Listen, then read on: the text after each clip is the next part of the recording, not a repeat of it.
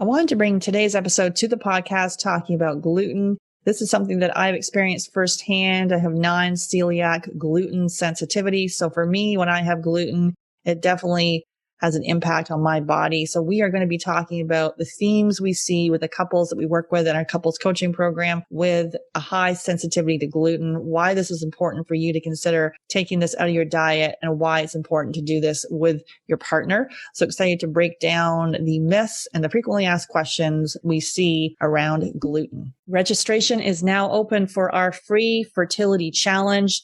This live fertility challenge starts on Monday, November the 8th. Go to fertilitydietfreebie.com. That's fertilitydietfreebie, FREEBIE.com to register.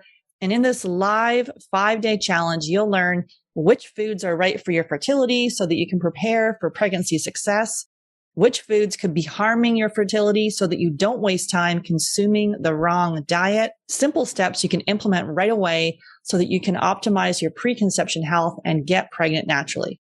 I've worked with a chef with a nutrition background to help prepare these fall and winter recipes that will help prepare your body for a baby. This challenge is for you and your partner. Go to Fertility Diet Freebie.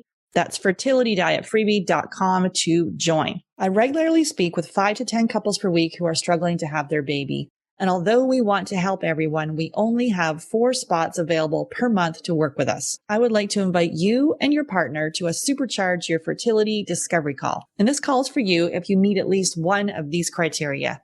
You've been trying to get pregnant for at least 2 years. You've been through at least one failed IUI or IVF.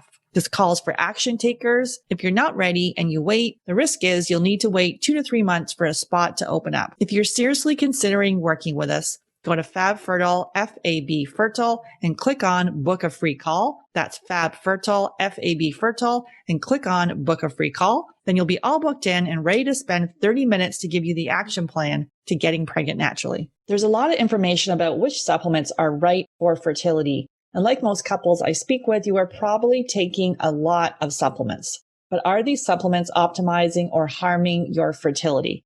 That's why we recommend professional grade supplements without harmful dyes, fillers, or top allergens so that you can prepare your body in the best way for pregnancy. And as you may know, we take a functional approach to fertility. And while supplements are included in your customized protocols, which are based on testing, they are only part of the equation because there's no pill you can take that will out-supplement the basics, such as poor diet, dysregulated sleep, either moving too much or not enough, and not dealing with chronic stress. So we do recommend basic supplements for both men and women. And these are essential starters that you need to have right now to optimize your preconception health. And I'm excited to offer you a special discount at our Fab Fertile store. You'll receive 15% discount on our professional grade supplements.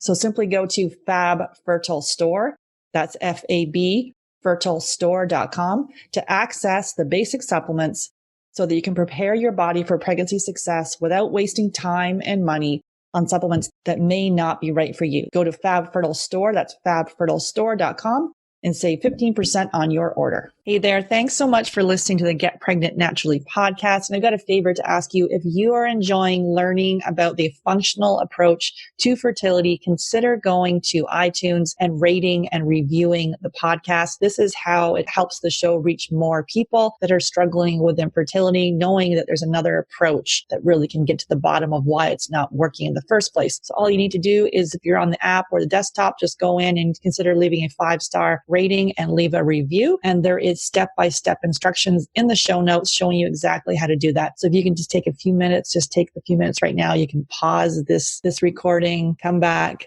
leave the review. It would really mean the world to me and help others that are on the fertility journey as well. Take care. I didn't need to go to donor eggs. Obviously, I don't regret it. I have beautiful children. I could have done things differently, restored. I was still cycling back in my 20s. I could have looked at my health, the environmental toxins, the stress I was under. Many women are being told their eggs are too old. That's often merely an assumption that's not based on actual evidence. The reason being that there is no direct test of egg quality. You can't test egg quality. It's the man who's got a food sensitivity or he has a zinc deficiency. Like there can be a root cause to these symptoms that are, quote unquote, period problems, that the doctor will pass you a pill without any question of why. And some part of you knows that if you can reframe your journey from not want to struggle, or if it is struggle, learn how to embrace the struggle. Learn how to embrace it. Most conditions in the child occur during the 9 months of development. It's the genetic switches are turned on or turned off, and they're pre-programmed. So you are in such a powerful, amazing position to do amazing things for your kids. Why is IVF the first step? Because we believe it should be the last step. Welcome to Get Pregnant Naturally, where functional medicine and natural fertility solutions will help you get pregnant and have your baby. Hey there, I'm Sarah Clark, founder of Fab Fertile and your host. I believe the functional approach is the first step for anyone struggling with infertility, and my aim is to help you get pregnant naturally. Today, I'm welcoming Brandy Buskow back to the podcast, and we're digging into why gluten matters if you are trying to conceive. Definitely check out episode number 6 for a Functional Medicine 101 talk, plus a look at some of the tools we use to help couples conceive. And Brandy is part of my team here at Fab Fertile. She's an integral part of our couples coaching program, which uses functional lab testing, diet, and lifestyle changes to dramatically improve conception. So if you're struggling with infertility, your body is desperately trying to tell you something, and focusing on your health will either help you get pregnant naturally, or if you do need to go to the fertility clinic, it will improve your chances of success. Brandy's a functional diagnostic nutrition practitioner, board-certified functional wellness coach, and master EFT practitioner. And she loves supporting women so they can learn how functional medicine addresses the underlying cause of disease or illness. And thanks so much for listening. I'm so thankful you were here. Make sure you hit subscribe. And if you know someone else who is on the fertility journey, please share this podcast with them. Hey, Brandy, excited to have you back on the podcast. Thanks, Sarah. It's always fun to come and chat with you. Yeah. So today we are talking about a subject near and dear to your heart and really mine as well, gluten. This is something I have non-celiac gluten sensitivity. So for me, it's, obviously we're in the middle of this huge gluten-free craze. For me, when I have gluten, there definitely are health issues that I experience. From digestive issues to skin issues to joint issues. Now it's interesting. If I am accidentally glutened, like my wrist, I feel like I have carpal tunnel, which happened in the summertime where I went out for the first time after all the restaurants being closed and wasn't, typically I'm bring the chef over, making sure everything's gluten free. And I just was excited I was eating at a restaurant again. And literally there was a sauce on my steak. And I was like, I think that's probably fine. Usually I would ask. And then for weeks after, I swear to God, my joints were just killing me. So now it kind of goes to that. But we are talking today about the impact of gluten on you if you are trying to conceive and really why that matters. Brandy has celiac disease, so knows about this topic, and also is an expert on this topic as well, as had a lot of training with it. I just wanted to talk about, first of all, why is it so important for couples who are trying to conceive to both go gluten-free? Yeah, it's a really great question. And we do know in studies that every single person, so every human that consumes gluten or wheat, will experience some degree of intestinal permeability or leaky gut from consuming that wheat. So for some people, that might mean that the wheat, when they eat it, causes a leaky gut for a few minutes to half a day to maybe a day, and then things get better and the inflammation goes down. But for others, that leaky gut or intestinal permeability could stay around for weeks or even months. So if we think of it that way, every single time we eat wheat, it's causing a reaction in our body where our immune system is recognizing that protein or that component in the food as a foreign invader, and it's causing leaky gut. That says to us that, I think every person should be aware of that and really think about whether or not they want to include it in their diet, especially if they are struggling to get pregnant and they are trying to optimally prepare their body for pregnancy and conception. So let's talk a little bit about leaky gut, because I think that that's going to help us to kind of have some context on what's going on.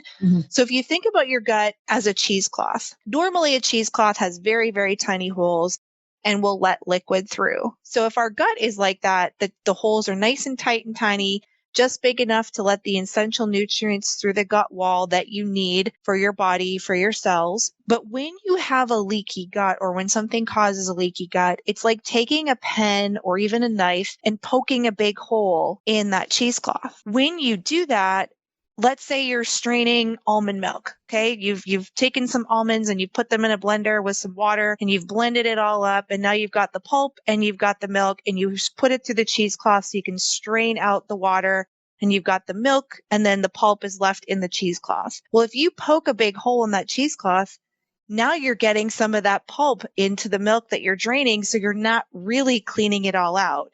And that's essentially what's going to be happening with the gut.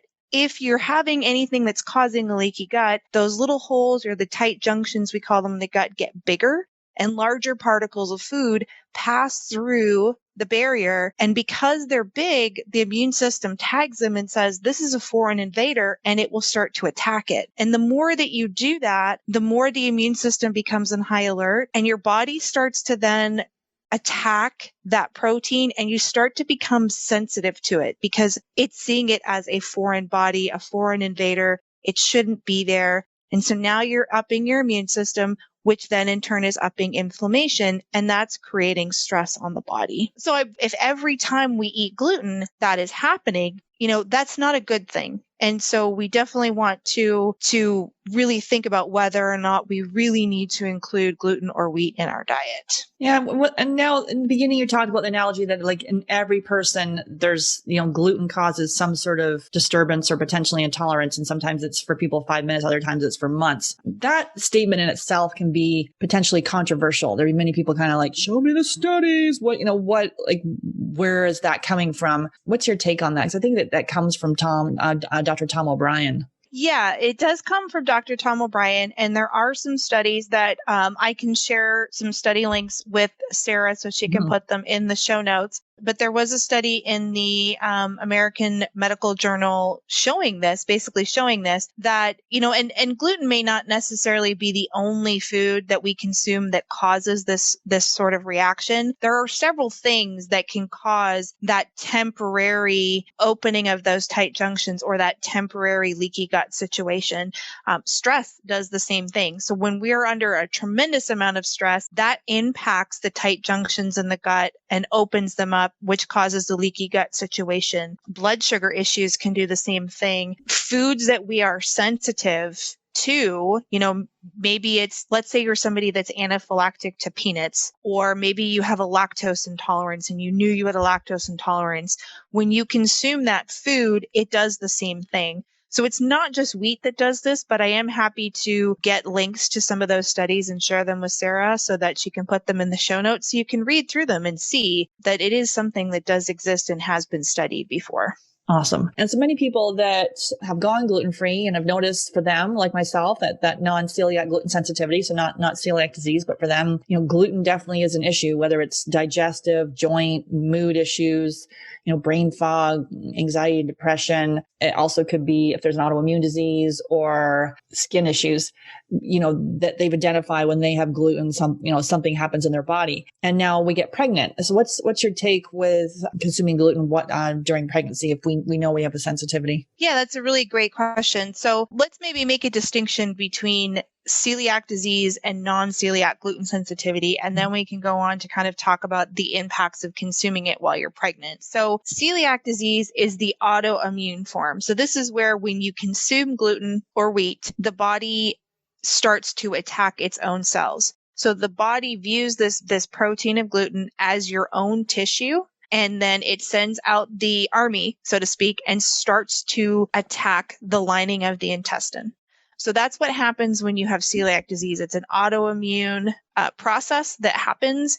And so people with celiac disease like myself, we cannot have gluten, not only because it doesn't make us feel great, but it starts to actually break the body down and attack the body. Non-celiac gluten sensitivity is where you don't have this autoimmune process happening, but your body is still having some sort of immune reaction to the gluten. And the more that you eat gluten, if you know you're sensitive to it, the more likely it could be that as you continue to consume it in larger and larger amounts over time, you could potentially trigger eventually celiac disease. So just because, you've gone to your doctor and they've done the celiac test and it comes back negative, that doesn't mean that that's a green light for you to have gluten and that it's okay for you. Because for several people, they are quite sensitive and they don't know it. And there really isn't a great test out there to really tell you whether or not you are sensitive to it. The gold standard for sure is eliminating it from your diet for at least 30 days and really track your symptoms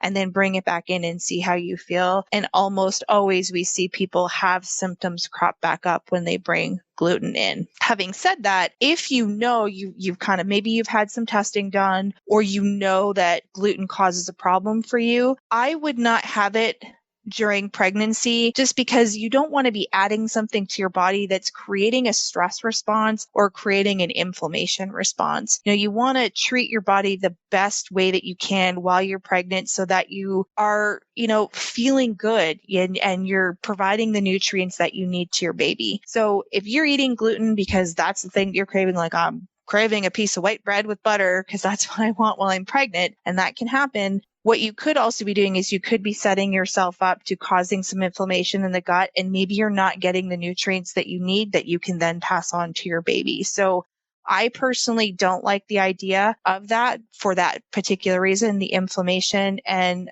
potentially causing your body not to be able to absorb nutrients correctly. There are other schools of thought out there that might say, well, you should consume it so that your baby's not sensitive to it. I don't subscribe to that, and I don't think that's a good enough reason for you to be eating it if you know for sure that you're sensitive to it. And so you talked about the difference between celiac and non-celiac gluten sensitivities. I think any other final thoughts on that one? Yeah, we could talk a little bit about the different testing and the things to look at. I did mention the celiac test that you would normally get from your doctor. So generally that's a blood test where they're looking for 4 of the different proteins in wheat. Oftentimes you can see a lot of false negatives with that test because it is only looking for 4 of those proteins, and there are over 60. If you're not sensitive or you're not creating antibodies to those proteins when they do that test and you come back negative, that doesn't mean that maybe you're not reacting or creating antibodies to the other 56 proteins in wheat. That test isn't the greatest test to be able to determine whether or not you are sensitive or even have celiac disease. There is a test out there called the Vibrant Wellness Wheat Zoomer. This is a really great test. It's a newer test out on the market, and it does test for at least 30 of the proteins. So you're getting the ability to look at a lot more of the different proteins to see if you're sensitive to those. You definitely would need to work with a practitioner that's savvy and being able to run that test and look at the results and be able to give you that information. So if you really want to know for sure, definitely work with a practitioner. And that's something that we do with the couples in the couples coaching program. But the other way that I mentioned, the gold standard really is taking it out of your diet. And you really need to do a concerted effort to take it out fully for 30 days. And by doing so, you are going to have to take a little bit of extra work and look at all of your labels and make sure that you're not getting sneaky sources of gluten in there. Really eliminate it from all areas for at least 30 days. See how you feel. Keep track of your symptoms. And these are going to be things like, did you have anxiety and did it get better? Were you having trouble sleeping and did that improve? Were you having skin issues and that seemed to improve? Brain fog, did that improve? Joint pain, you mentioned, Sarah, that's some of the things that you get. Did those things improve? And then after the 30 days, just try a little bit and see what happens. We have almost always, in every person that we've had do the elimination diet and eliminate it from their diet, they've almost always come back and said, I didn't think it did anything when I took it out, but when I brought it back, I got a headache or I got anxiety or I couldn't sleep well. That really is the best way to do it. But if you need to see it in black and white on paper, find a practitioner who can run a good comprehensive test like the Vibrant Wellness Wheat Zoomer. Yeah, definitely check out episode talking about how and why to do the elimination diet. That will take you through the exact steps for the elimination diet and why it's so important when you're on the fertility journey. So let's go into so we talked about gluten sensitivity and leaky gut. Anything else there you wanted to say about the gliadin? We see that actually, when we do the stool test, if that's elevated, which can then indicate a sensitivity, we use the GI map test. Anything you wanted to say there? Yeah. So that is another way that when we are working with couples and we're running testing, that we can confirm what the suspicion that perhaps the person that we're working with is having some sort of reaction to gluten.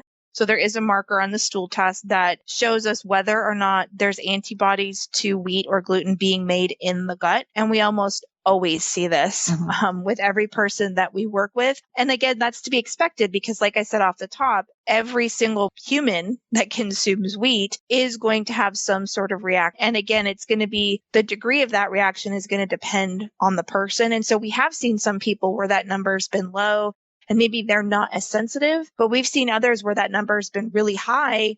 We've had to, say to them, this looks to me as if you are very sensitive. And for you, this is something that you really want to look at and make sure that you're not consuming it and also looking for any potential cross reaction. Yeah. And then also we see this quite regularly, especially with premature ovarian insufficiency, 1/5 of the cases studies, I've seen some studies pointing to this, and we've also see it anecdotally. So POI or POF, and then an autoimmune disease kind of goes along with it. And we've done a number of podcast episodes talking about the efficacy of the AIP diet, the autoimmune protocol diet. So essentially that's the elimination diet on steroids. So you're taking out the legumes and nuts and seeds and nightshades and more typically for at least 30 days. But there's 2 studies on there, one on the AIP diet and Hashimoto's, and how there's 18 people in the study. One person had to leave the study because she actually got pregnant after 8 weeks. The rest all improved lifestyle factors without medication. The other one was the AIP diet and Crohn's, colitis, irritable bowel disease, and how there was, I think 11, it was a small study. So 11 people in the study, 75 to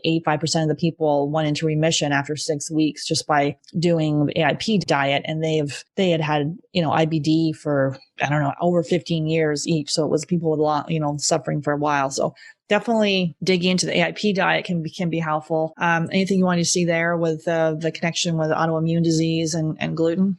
Yeah, for sure. And you mentioned a lot of different episodes, which I think have done a really good job to dive into the different ways that autoimmunity can affect fertility. But, essentially, whenever you have an autoimmune condition going on, adding something that creates inflammation and creates your immune system to react is probably something that you don't want to add in. And gluten is one of those things that can do that. And so that's why oftentimes you will hear other experts say, if you have Hashimoto's or you have MS or some of these other autoimmune conditions, it's probably ideal for you to take things out like gluten and dairy because both of them can be pretty inflammatory and the immune system reacts to those pretty easily. Removing them is a very good strategy, along with all of the lifestyle things you can do to support your body to reduce that inflammation and really allow your body to do its job. You don't want to be adding fuel to the fire. And we see that a lot of time with the cross reactors where people are like, oh, wait, I'm gluten-free and, I may feel a little bit better, but okay, wait a minute. In this case, obviously you may not be pregnant. That would be the main point. So there's the cross reactors, which a top cross reactor for gluten is dairy. So the body identifies the casein or the casein in dairy. The body identifies it as gluten and then mounts an immune response. And a whole host of other cross reactors. So you can go down a whole rabbit hole of this. At a minimum, like we definitely recommend the elimination diet and then keeping dairy and gluten, you and your partner, out of your body for at least 60 to 90 days, if not pregnant, digging into testing. So, or if you wanted to do testing now and fast track it, that can be an option as well. Anything you wanted to say about the cross reactors there, Brandy? Yeah, for sure. So if you're somebody that has an autoimmune disease, like I said, whether it's Hashimoto's or PCOS or something like that, it probably is a good idea for you to maybe work with somebody that can do some testing to look at cross reactors, especially if you've removed gluten and you're still not feeling better and it seems as though your antibodies aren't kind of lowering and getting in check. This could be a situation where your body is quite sensitive and it is recognizing some of those proteins as gluten and continuing to mount that immune response. So like you said, Sarah, some of the most common cross reactors are dairy, oats, several non-gluten grains, unfortunately, can cause a problem. Corn, coffee, chocolate. I know people don't like to hear that, but it is a common one. And so again, when we are working with women, if somebody comes to us where we know for sure they have an autoimmune disorder, or we have a suspicion that that could be there, we tend to run some tests along with the wheat zoomer to look for those common cause reactors, because that may be the piece that you're missing. You've gone completely gluten-free, but you're still not feeling great. Maybe you're eating a lot of corn in place of that, and maybe you're really actually reacting to corn and getting that same immune response that you would to gluten. Been there. Yeah, literally was dairy and gluten-free, and then, packing down the corn chips and all the different corn products, and then realized that corn was an issue. And then now I can have a little bit of corn and not react right away. But before, it would I'd have corn and then immediately my joints would start to flare up. So with that piece, how long does it take for the gut to heal? And what are some strategies we can look at there? Obviously, if we've got gut infections, we're doing the stool test to address those. So typically after we've addressed the infections, and we're going to give you a customized protocol to help. Obviously, the whole idea is to balance your hormones and get you pregnant. But as far as the healing of the gut piece, how long can that take? So I wish I could come on here and give you a definitive timeline, because that would be amazing. But it really, really does depend on the person. So there's a lot of factors that go into that. How long have you been sensitive to gluten or some of the foods that you're eating? Like you said, do you have any other issues going on in the gut with bacterial infections or parasites? Or maybe you have a history of taking a lot of antibiotics, which can wipe out all of the good gut bacteria. It really does depend personally on your situation. But I would say if you're actively removing the foods that you're sensitive to, you're working on your gut, you're adding in those probiotics, you're making sure that you're, addressing any potential pathogens in the gut. You're working on your stress, because we did talk about this a little bit earlier. Stress, high amounts of stress, can cause a leaky gut situation. So if you are working on that, for some people, it might take a month or two. For other people, it could take 6 months to a year. I wish I could just give you, say, oh, it's done in 90 days if you do everything perfectly. Unfortunately, it really does depend. And if you've been doing really well and then you accidentally get exposed, that can set you back a little bit, but it's not impossible to make improvements. Like you said, Sarah, you used to be able to not have gluten at all, not have corn at all. And now you can. And that, I would say, has contributed to the fact that you've really been working hard on supporting the gut and supporting your hormones and the stress response. Absolutely. Yeah. So for me, that predisposed. So I was on birth control, which a lot of times people we work with, we see this. I was on it for, more than 10 years because of the hormone issues. So that predisposes you to gut infections and food sensitivities and nutrient imbalance and that leaky gut. So that piece. And then I had the bladder or the UTI infections, and also chronic sinus infections, yeast infections. So I took antibiotics for the sinus and the bladder infections, heaps of them, to the point where I became allergic to the antibiotics, and then also the chronic stress. And then it has been a while for me to work on. It's taken a while to heal the gut. We can see some major shifts as we start the whole goal of our thing is to reduce inflammation, reduce the food sensitivities, address the gut infections, work on that, the environmental stress too, your personal care and all the toxic products that you may be exposed to. So all of that can make it, massive amount of change in a short period of time. It's just, as I say, it's hard to say how long it will take. And people, like to ask that question. And our whole thing is to, fast track your progress. People say, what's the fast track? I really do believe the functional approach is the complete fast track, because going to IVF, that's just, circumventing the whole thing. You'll be one of the lucky ones where you do get pregnant, but then potentially, how is your postpartum health? How's the health of your children? Or we see where people have tried, IVFs and IUIs for, failed cycles for years, spent tens of thousands of dollars, and it hasn't worked. And if we had have addressed all these things in the beginning, we can set both you and your partner up for, solid success. So just wanted to kind of go into we can talk about some of the places where gluten can hide. Because I think I did in the very beginning. I would have said I was gluten-free. I was not gluten-free. I was that gluten light because I'd go out to a restaurant and have fries because who would think that they would put flour on potatoes? I would have all these different products that if I looked deeper, I didn't know it was actually, maltodextrose or things that, names that gluten can hide in. And I made all kinds of screw ups in the beginning. And I'm like, why am I not feeling better? And then as I started to fine tune this piece, so it can hide in like medication, supplements, personal care, packaging. Anything you want to say there, Brandy? That's a big topic. Yeah. So let's talk about some of the most common places that people don't think about when they're going gluten-free. So the number one thing that I will say when we're doing webinars and people are like, I didn't know that it was in there, soy sauce. Mm-hmm. So soy sauce has wheat in it. And so if you're using soy sauce, an alternative to soy sauce would be something called coconut aminos. And the nice thing about that is you can get it almost everywhere now. You can even get it at Walmart. So that's a really good alternative. Like you said, sauces. So, if you're going to a restaurant or even bottled sauces, you really do need to look at the labels and look for things like wheat starch, wheat protein, or wheat textured protein.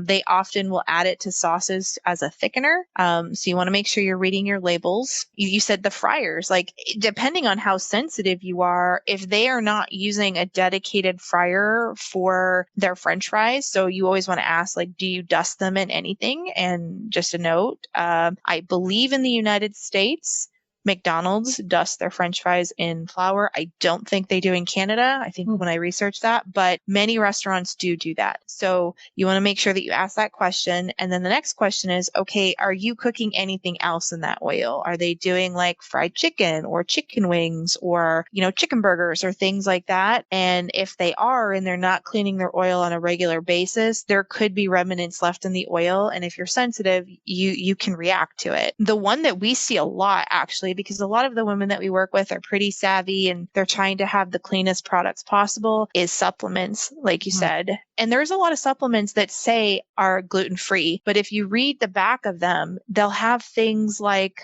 barley grass or wheatgrass. And I have just found, just from my experience being celiac and working with a lot of women, is that even if it says it's gluten-free and there's a small amount of wheatgrass, if you're very sensitive, you are going to react to that. And there are a couple of really high quality prenatal vitamins on the market that have wheatgrass in them. So that's one that I would look at. The other thing is like cough drops and things like that. You want to look on the back and see, does it have malt in it? Malt is also another word for wheat. So malt syrup, malt flavor, that's definitely a place that it can hide. And maybe not necessarily something that you want to go crazy on, but if you know for sure that you're very sensitive to it, you want to look in your personal care products as well, because oftentimes, especially in shampoos and conditioners, they will use wheat protein as a thickener to thicken your hair. And what about medications? I know some of the thyroid medications. Yeah, so that's a good question. And so this is where, if you know that you're sensitive, you want to talk to your pharmacist to ask them, do you know if there's any fillers in the medication? Oftentimes you can go online. One of the websites that I really like is drugs.com. You can look up the medication and it will tell you the ingredients. It may not be up to date, especially if you're using maybe not the name brand, you're using a generic brand of that same medication. Just check the inserts that you get from your pharmacist, or even ask your pharmacist to see if there are any fillers, because sometimes they will use wheat as a filler in some of those medications. More commonly, you are going to see things like corn as a filler. So be aware of that as well, especially if you suspect that you're cross-reacting. Corn is a common one in some of the thyroid medications. And what about in packaging? That's a good question. So those envelopes, when you're licking envelopes and sending envelopes to somebody, there's wheat in that.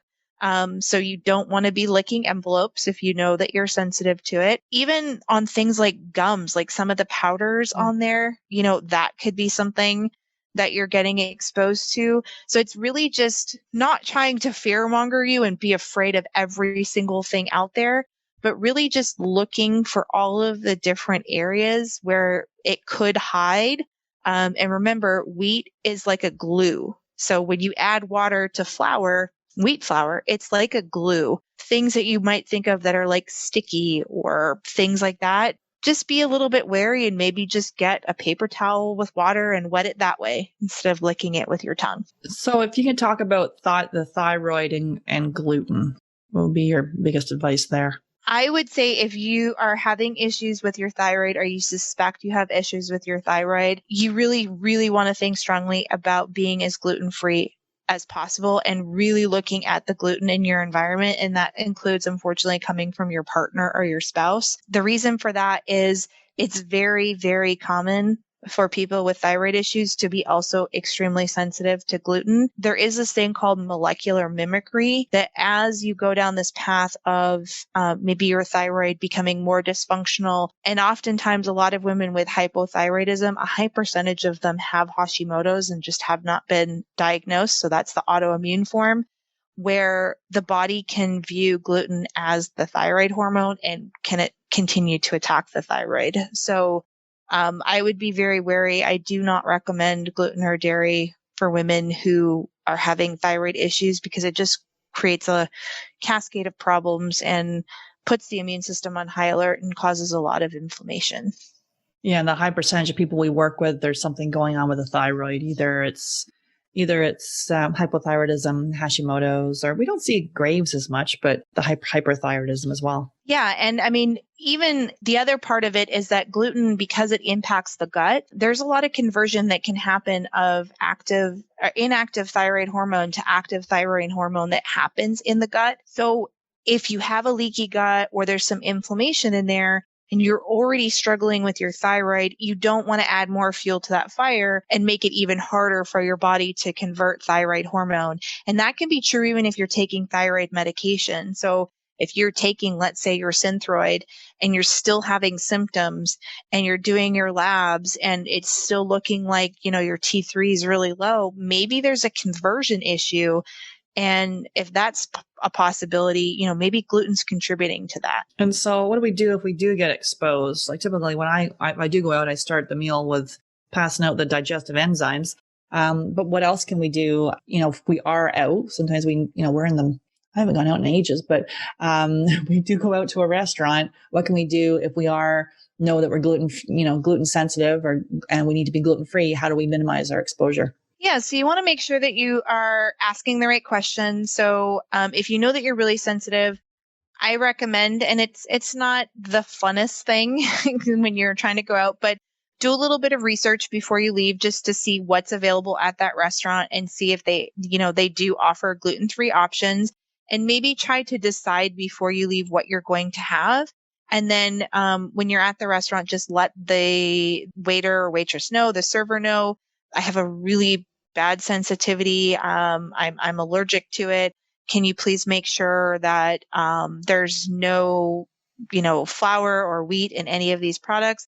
They will usually go and check with the chef and make sure. And then you could also ask them to make sure that they're just using a clean surface and clean utensils. That's one thing. And it may feel like you're being annoying, but it's important to you. And, just make sure that if they're doing all of those things and they're really being responsive, like give them a good tip. They're more than happy to do that for you if you're asking them. You can have an enzyme, like you mentioned. And the nice thing is that there's more and more products starting to become available on the market where it's like a gluten enzyme, so that if you potentially get exposed, you can kind of preempt that by taking the enzyme before you eat, and that can minimize the impact if you have been exposed. And we can drop the link maybe in the show notes of two products that we really like. One of them is Wheat Rescue from Microbiome Labs, which is a practitioner only, but we can drop a link for that. And the other one is Allergenza,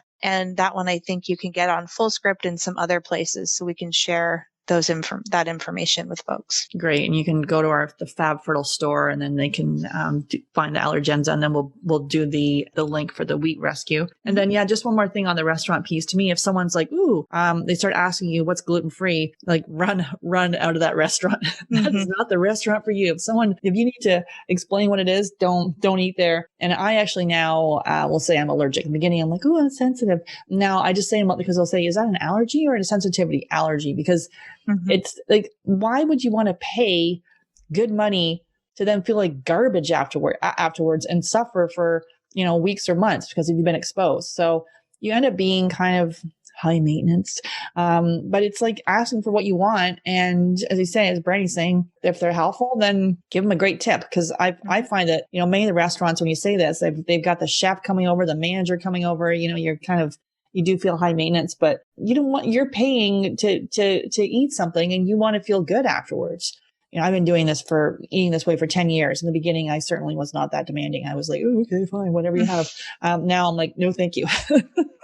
Yeah. And there's more places that are doing this, like even something simple as like Five Guys burgers. I mean, I can go in there now and I'll order for our family. We don't do it often, but I'll order and I'll say, okay, I want, bunless burger. And then they'll ask me, I don't even have to say it. They'll ask me, is it an allergy? And I say, yes.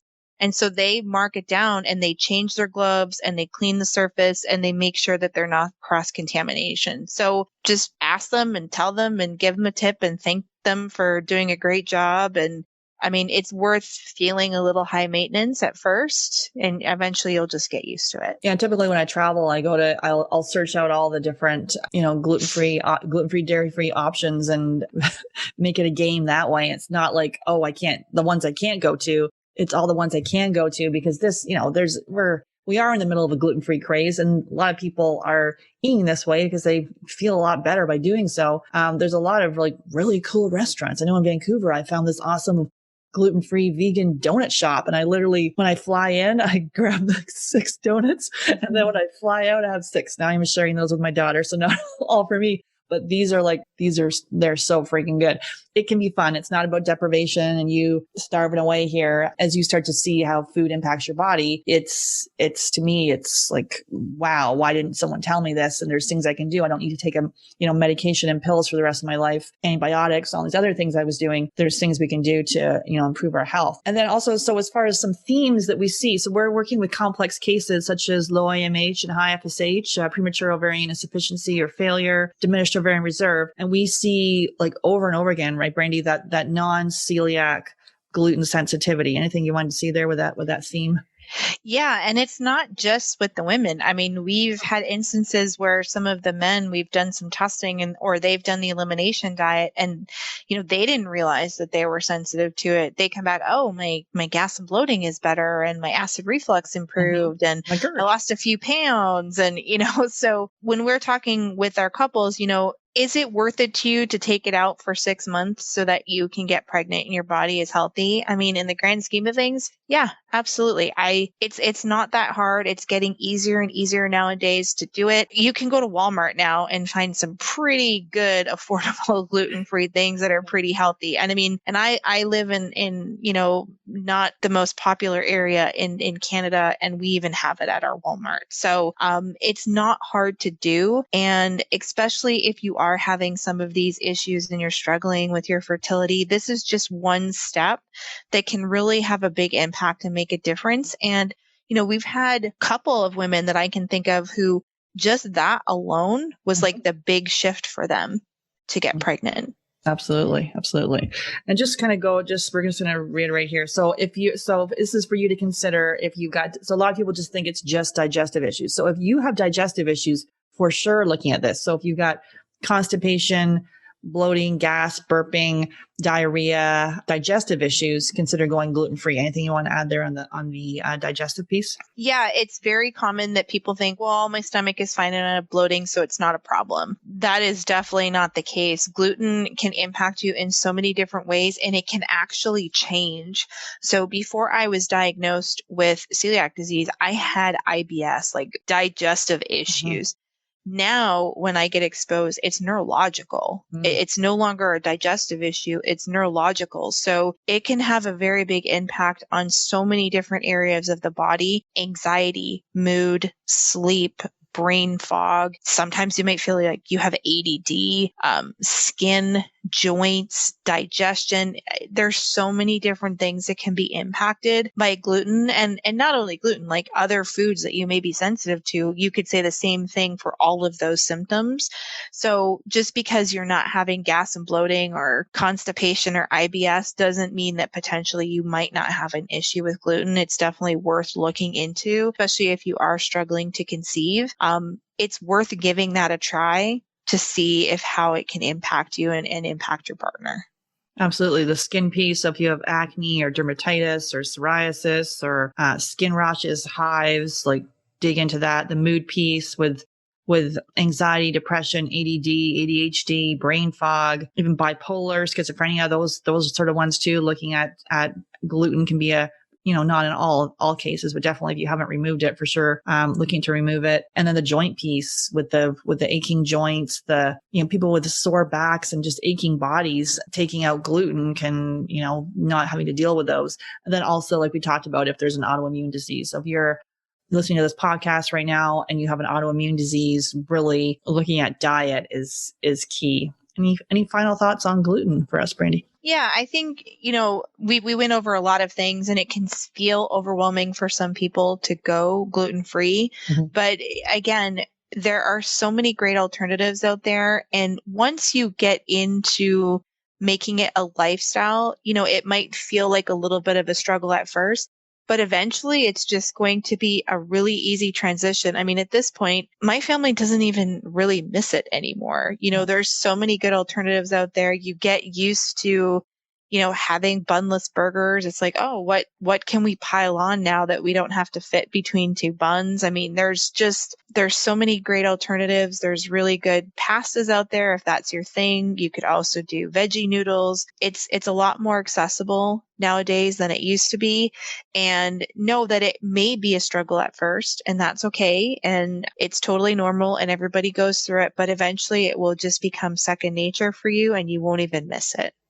Absolutely. And we recommend both you and your partner doing this change. It's not just about you making the changes, your partner as well, doing the elimination diet together, seeing how food impacts both of you. And then as you reintroduce the foods, seeing exactly, it could be different symptoms for you and for your partner. Registration is now open for our free fertility challenge. This live fertility challenge starts on Monday, November the 8th. Go to fertilitydietfreebie.com. That's fertilitydietfreebie, FREEBIE.com to register. And in this live 5-day challenge, you'll learn which foods are right for your fertility so that you can prepare for pregnancy success, which foods could be harming your fertility so that you don't waste time consuming the wrong diet, simple steps you can implement right away so that you can optimize your preconception health and get pregnant naturally. I've worked with a chef with a nutrition background to help prepare these fall and winter recipes that will help prepare your body for a baby. This challenge is for you and your partner. Go to Fertility Diet Freebie. That's fertilitydietfreebie.com to join. I regularly speak with 5 to 10 couples per week who are struggling to have their baby. And although we want to help everyone, we only have 4 spots available per month to work with us. I would like to invite you and your partner to a Supercharge Your Fertility Discovery Call. And this call is for you if you meet at least one of these criteria. You've been trying to get pregnant for at least 2 years. You've been through at least one failed IUI or IVF. This calls for action takers. If you're not ready and you wait, the risk is you'll need to wait 2 to 3 months for a spot to open up. If you're seriously considering working with us, go to FabFertile, F-A-B Fertile, and click on Book a Free Call. That's FabFertile, F-A-B Fertile, and click on Book a Free Call. Then you'll be all booked in and ready to spend 30 minutes to give you the action plan to getting pregnant naturally.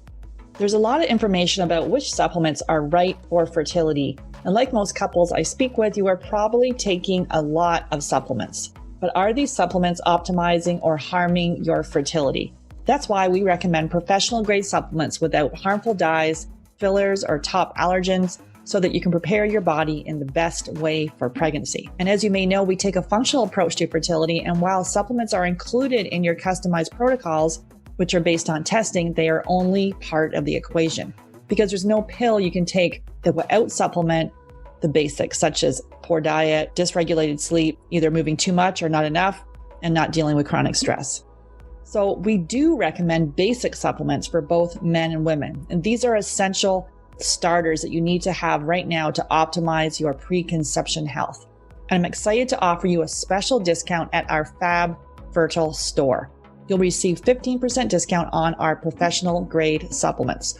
So simply go to Fab Fertile Store, that's FAB, fertilestore.com, to access the basic supplements so that you can prepare your body for pregnancy success without wasting time and money on supplements that may not be right for you. Go to Fab Fertile Store, that's fabfertilestore.com, and save 15% on your order.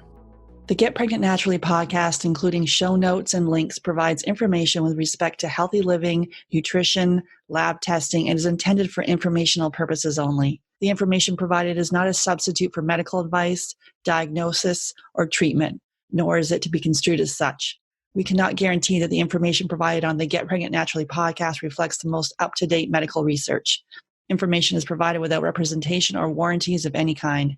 Please consult a qualified physician for medical advice and always seek the advice of a qualified healthcare provider with any questions you may have regarding your health and nutrition program.